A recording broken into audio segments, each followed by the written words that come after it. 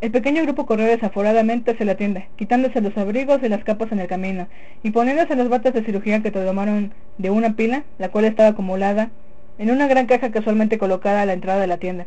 El espectáculo que Candy estaba a punto de ver nunca lo olvidaría por el resto de su vida. Habían 3 largas líneas de mal improvisados quirófanos, en los cuales doctores y enfermeras visiblemente exhaustos trataban de hacer una operación tras de otra en las peores condiciones que Candy había visto jamás. Sucios vendajes revueltos con ropas de algodón y lanas se encontraban esparcidos por el lugar, y a un lado se podía ver una palangana metálica rebosante de un agua enrojecida de sangre. El lugar estaba lastimosamente iluminado por pálidas linternas, que las enfermeras sostenían al mismo tiempo que pasaban los instrumentos a los galenos. Toda clase de gritos lastimeros se podían escuchar por todos lados. A veces se podía percibir en toda la confusión los gritos histéricos de algún doctor que intentaba desesperadamente salvar una vida. «Éter, ¿dónde está el éter? Por amor de Dios, no puedo operar a este hombre sin anestesia», una voz decía por aquí, en desesperación, mientras que más allá un hombre sin las 2 piernas lloraba con gritos horrendos. «Mátenme, por favor, no puedo soportar el dolor», rogaba en tono espeluznante. Candy se congeló por un segundo. Todo aquello en lo que creía pareció colapsarse por esa fracción. «Oh, Dios mío», pensó. «¿Dónde está, señor?». Pero una voz interna le contestó de modo reconfortante. «Estoy aquí, y fui yo quien te trajo a este lugar a hacer algo por mí». Candy no necesitó más. En una extraordinaria demostración de fuerza de voluntad, Candy se desembarazó de sus temores y empezó a trabajar con un impresionante autocontrol y eficiencia.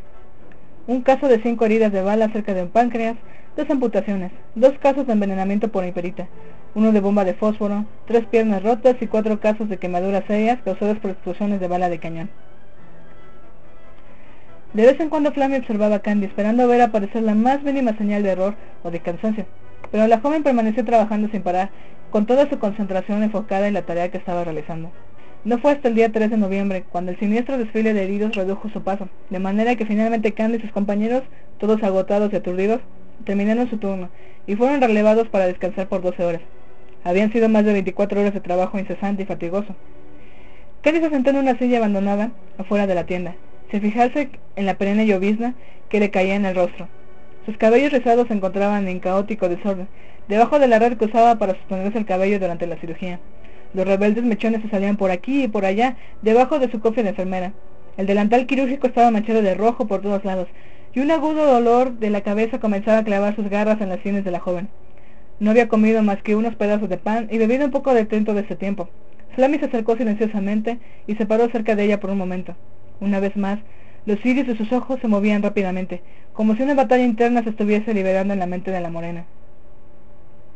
«Me equivoqué, Candy», dijo ella con calma después de forcejear consigo misma por un rato. «Estás a la altura del trabajo», admitió dándose la vuelta para alejarse lentamente debajo de la lluvia matinal. Candy estaba muda. Le parecía haber oído una especie de cumplido de los labios de Flammy.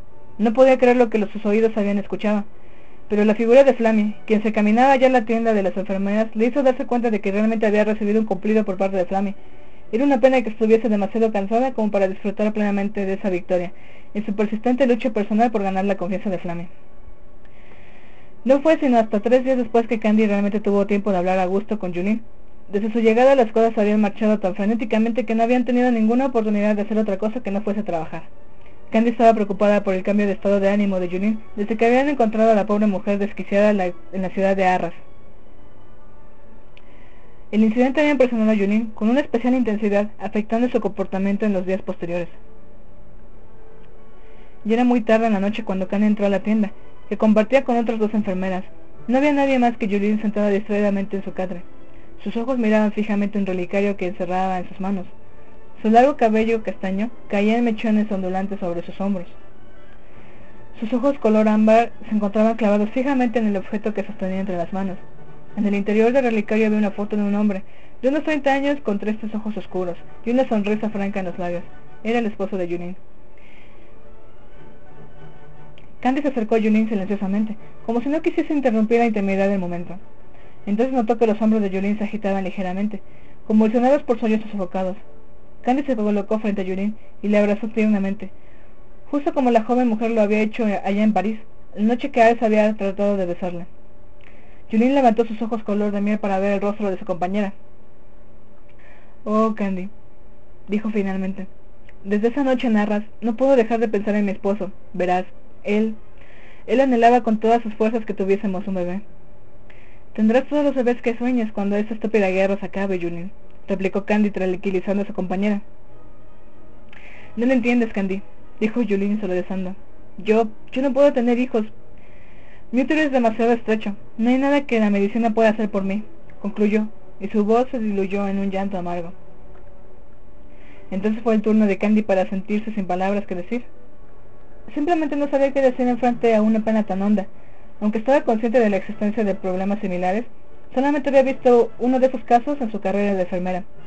Era siempre triste ver la angustia y la frustración de aquellas parejas que querían cumplir sus sueños de formar una familia, pero acababan por descubrir su incapacidad para lograrlo.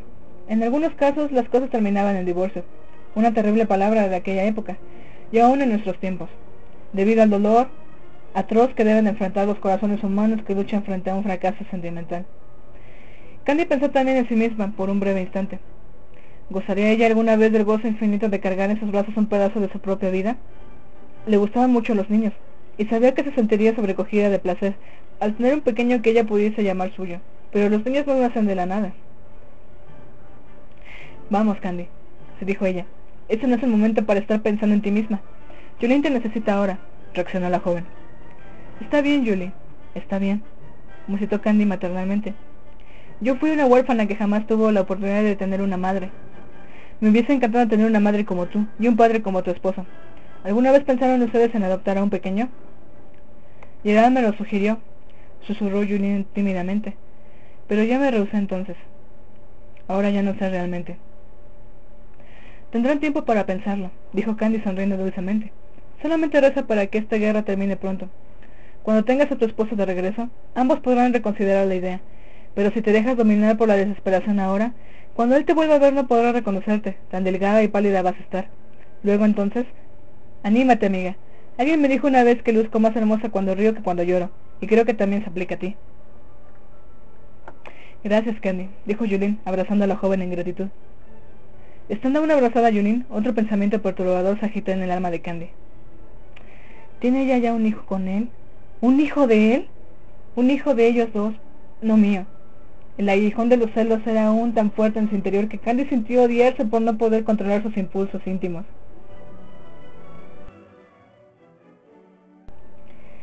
Él tomó su sombrero de fieltro, el abrigo de lana café oscuro y los finos guantes de piel para despejarlos a la entrada del gran edificio. Todo estaba quieto a pesar de que el lugar estaba completamente repleto de gente. Retiró uno de sus mechones sedosos de un suave rubio cenizo, para despejarse la frente, en un gesto de fastidio. Iba a ser difícil encontrar un lugar ahora que todos estaban preparándose para los exámenes finales. En temporada de exámenes, el visitar la biblioteca era un verdadero contratiempo. Con el rabo del ojo percibió a alguien moviéndose en el extremo izquierdo del pasillo. Una joven con mejillas regordetas estaba a punto de abandonar el lugar que estaba usando. «Qué suerte la mía», pensó él, al propio tiempo que se le abría paso hacia la silla ya vacía. Con un movimiento automático de su brazo, tomó un libro, y luego otro de uno de los estantes en su camino hacia el asiento vacante.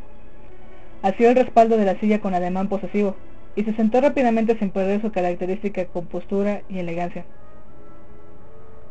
Desabotonó su chaqueta, revelando una impecable camisa blanca, debajo de un chaleco de seda con elegantes y masculinos diseños en sepia, castaño y un delicado amarillo crema, pantalones cafés de pliegues haciendo juego con el saco, y una corbata de moño terminaba el cuidadoso atuendo que debía haber costado una fortuna por sí solo.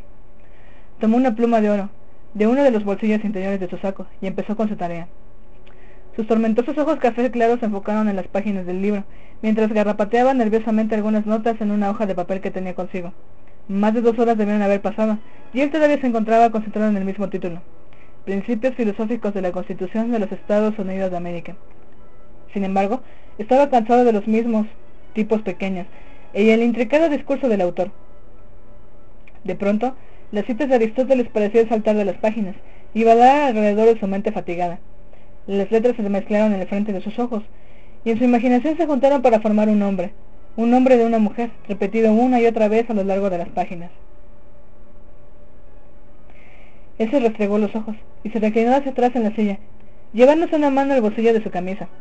Sacó un sobre color rosa y lo llevó a su nariz y labios. Su suave perfume de rosas del papel invadió su olfato y lo agobió de pensamientos prohibidos.